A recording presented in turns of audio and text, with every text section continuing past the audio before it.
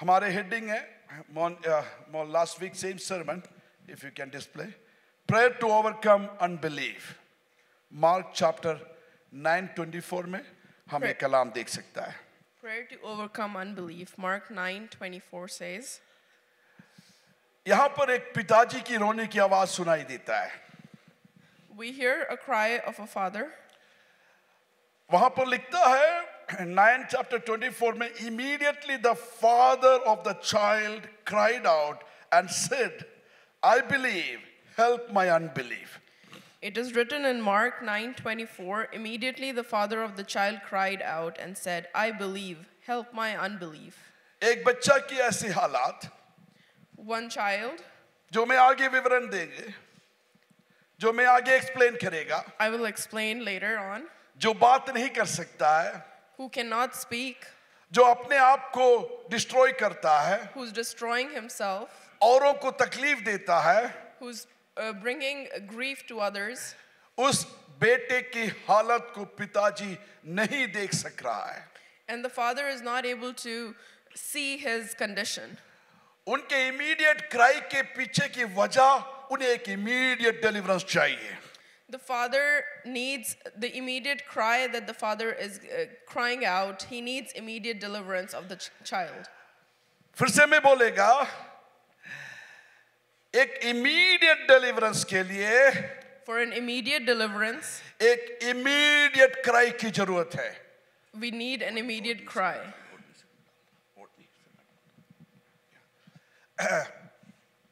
एक immediate deliverance के लिए For an immediate deliverance, एक इमीडिएट क्राई की जरूरत है. we need an immediate cry.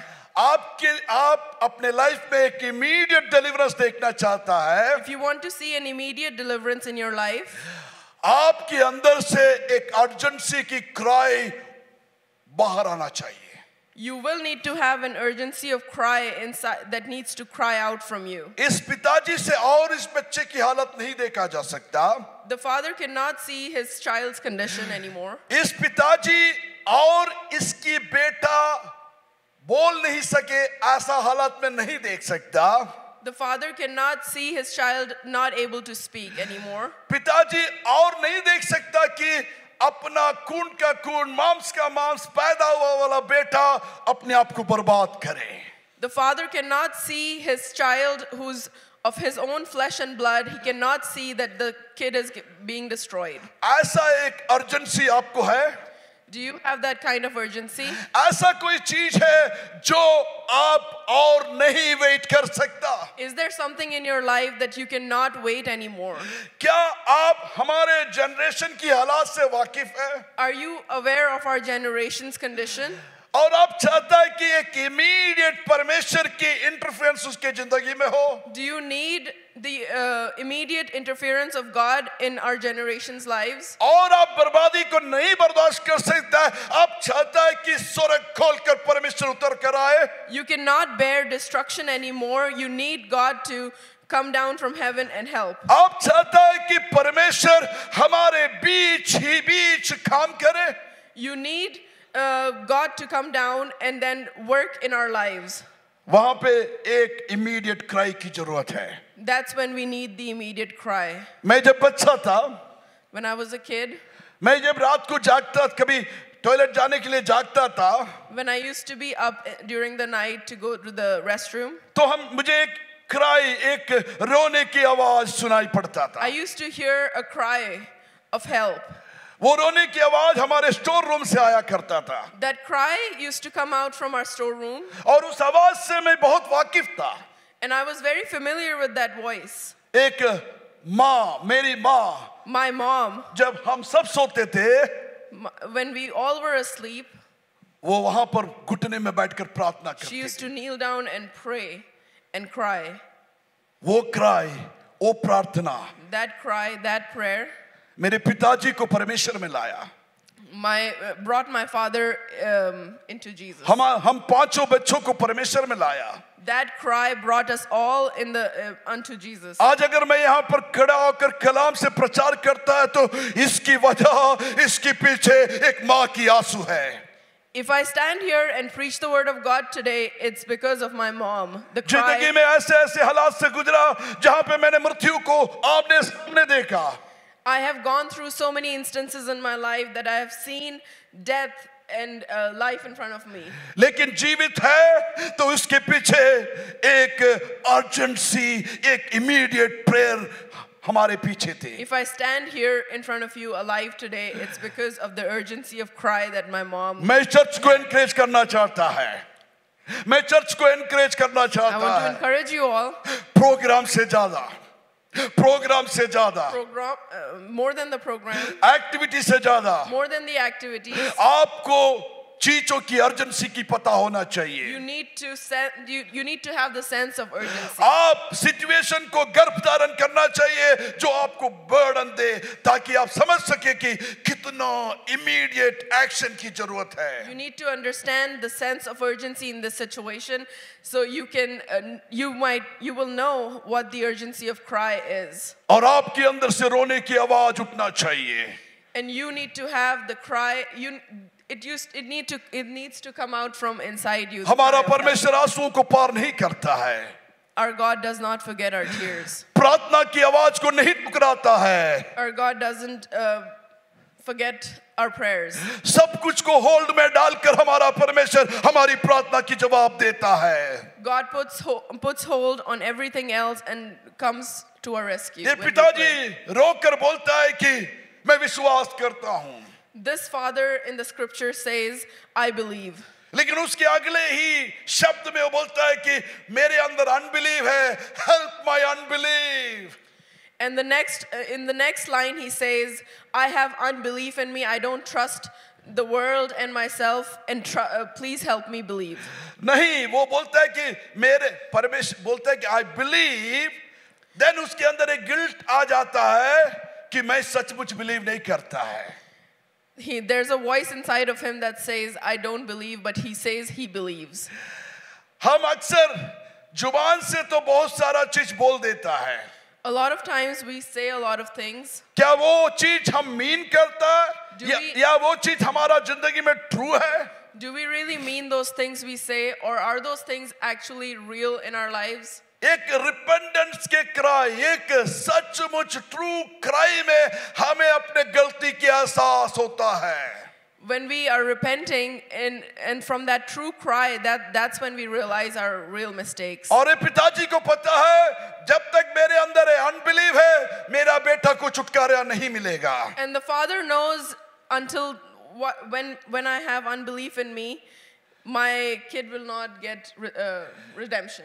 जब तक मैं अपने गलती को, अपने गिल्ट को, अपने ट्रू रिपेंटेंस को उस प्रभु के सामने जिसके आंखें अग्नि ज्वाला की तरह है, जो आपको अंदर और बाहर समझता है, जो आपको तौल कर देखता है, वे कर देखता है, उस प्रभु के सामने अपना सच्चा दिल खोलेगा, अपने सच्चाई को प्रकट करेगा, तो जरूर इसी वक्त प्रभु आपके लिए अद्भुत कार्य करेगा.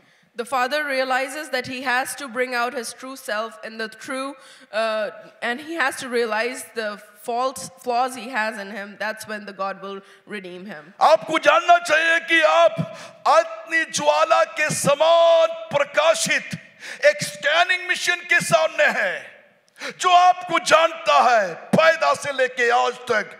उसके सामने कुछ छिपाने की जरूरत नहीं है.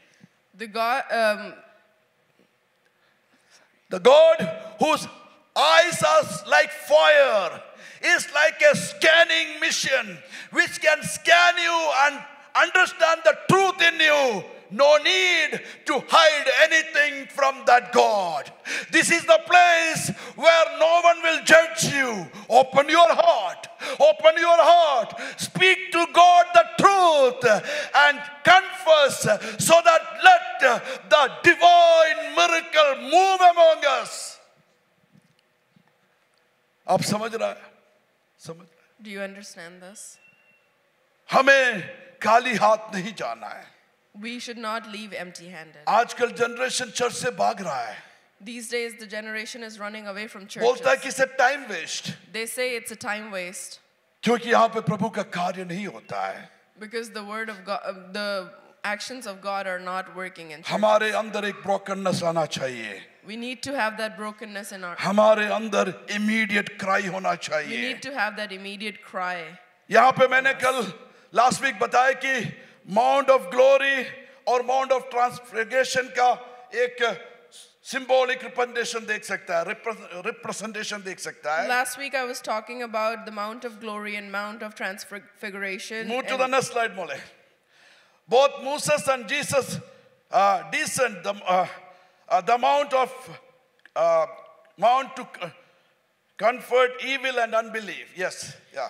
So last week we talked about both Moses and Jesus who descended from the mountain to confront evil and unbelief. देखिएगा जहाँ पे पिताजी का क्राई के बारे में आपने पढ़ा, When we read about the cry of the Father, उस जगह के इंसिडेंट ऐसा है. that incident is similar. यीशु मसीह एक पहाड़ के ऊपर जाता है So Jesus goes to the mount और वहाँ पे वो ट्रांसफॉर्म हो जाता है. and he transfigures वो प्रभु से ग्लोरी धारण कर लेता है. and he receives glory from God. उसके कपड़े ऐसे सफेद हो जाता है कि कोई भी धोबी उसे ऐसा सफेद नहीं कर सकता है. And his clothes become dazzling white that there's no bleach in the world can make that white. इस डिवाइन एक्सपीरियंस के बाद यीशु मसीह पहाड़ के नीचे उतर कर आता है. After this divine experience, Jesus comes down from the mountain. तब वो ये सिचुएशन को फेस करता है. That's when he faces the situation. Unbelief situation को फेस करता है. That's when he experiences unbelief. एक बेटा जो पैशाचिक शक्ति के आदि ने उसे फेस करता है.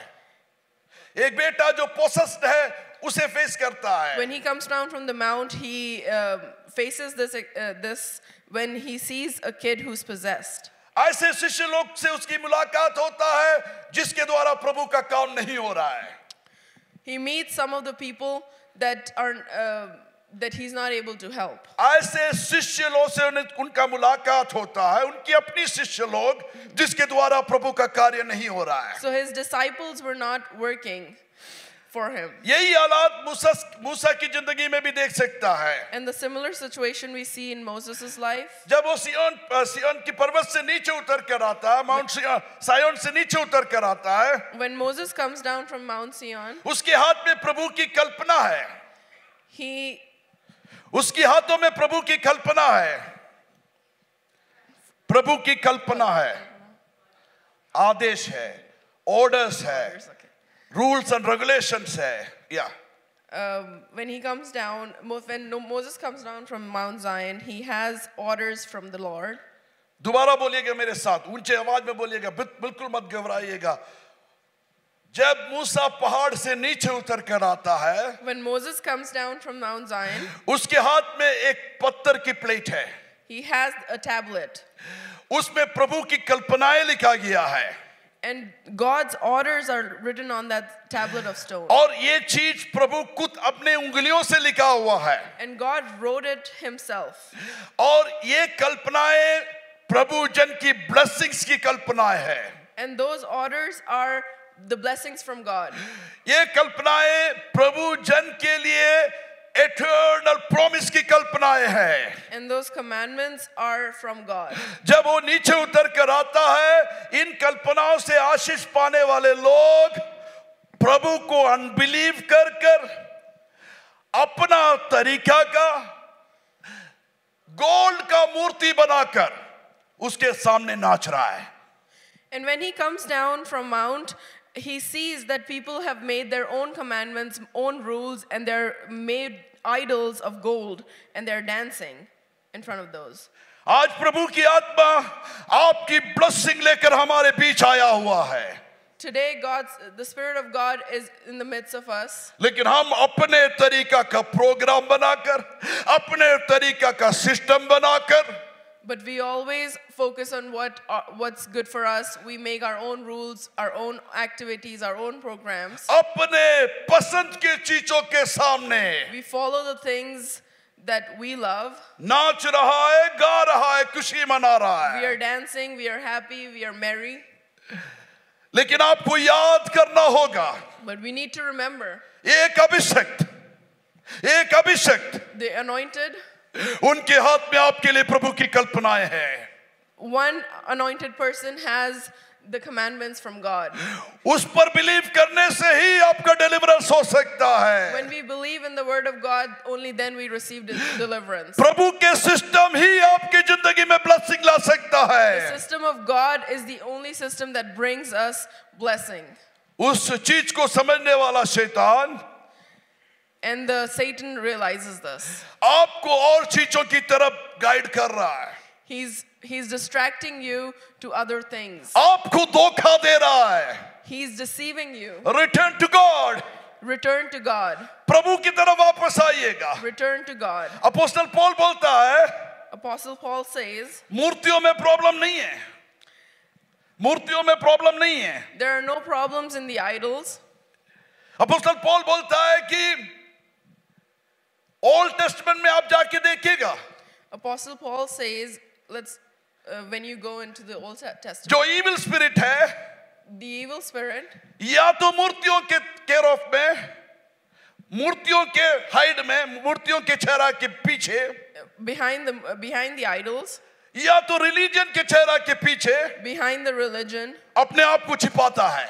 people hide यहाँ पे themselves. अपोस्टल पौल बोलता है कि बल्कि दुष्ट आत्मा के लिए चढ़ाता है, मूर्तियों के लिए चढ़ाता है. ऐसा नहीं लिखा है. 1 Corinthians chapter 10 19 through 20 पढ़िएगा. 1 Corinthians chapter 19 to 20 में लिखता है, मुझे सुनिएगा.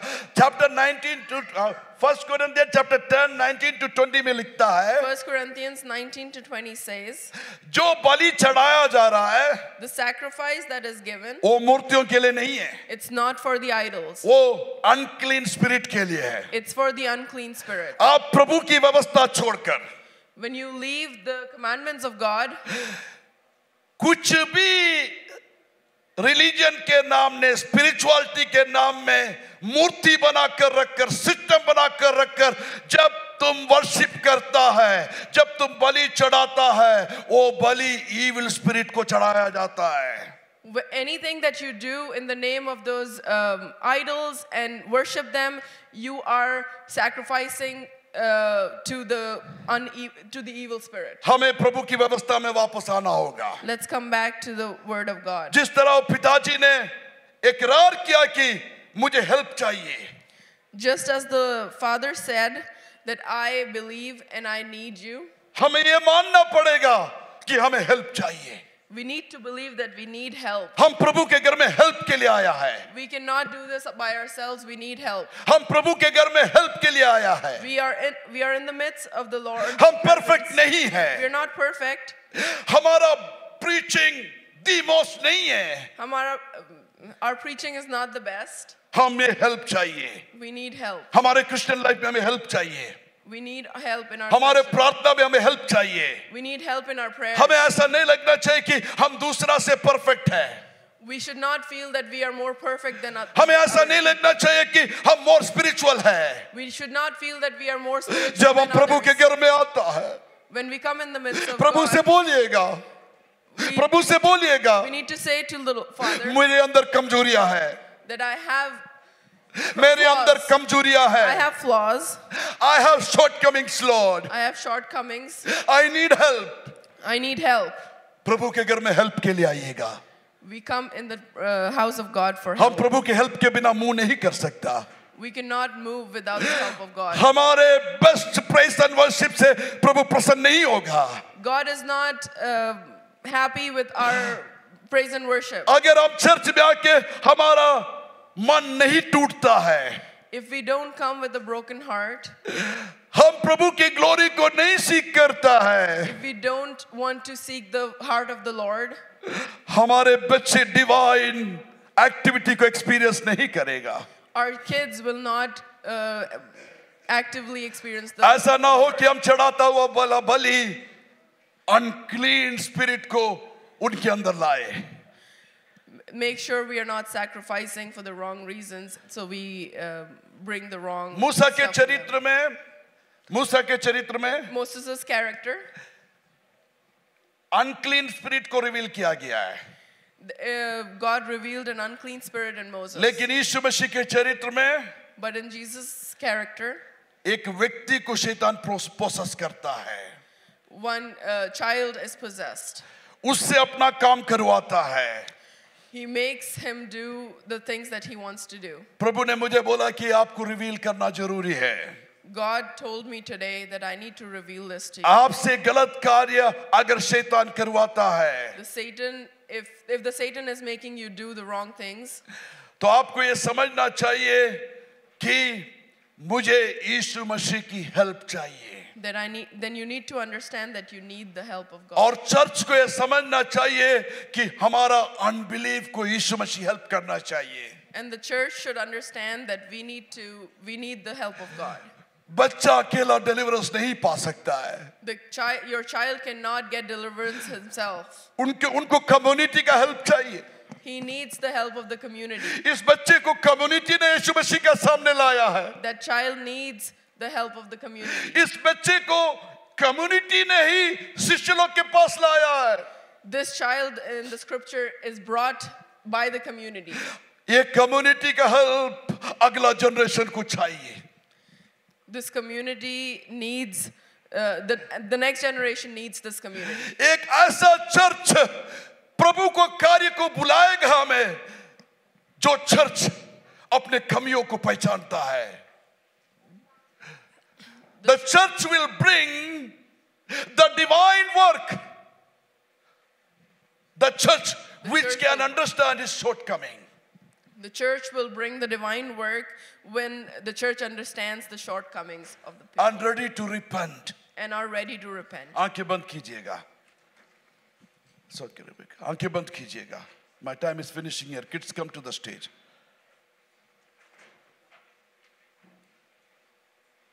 हमें रियल डिलीवरेंस प्रभु से चाहिए.